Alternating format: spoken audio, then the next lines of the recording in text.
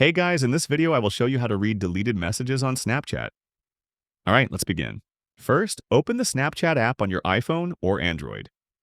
At the top left corner, tap your profile icon, then tap the gear icon at the top right to access settings.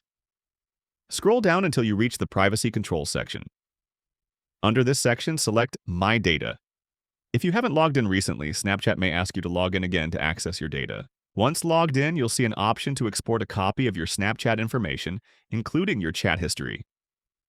Make sure chat history is selected, along with any other data you want, like Snap history, memories, or location data.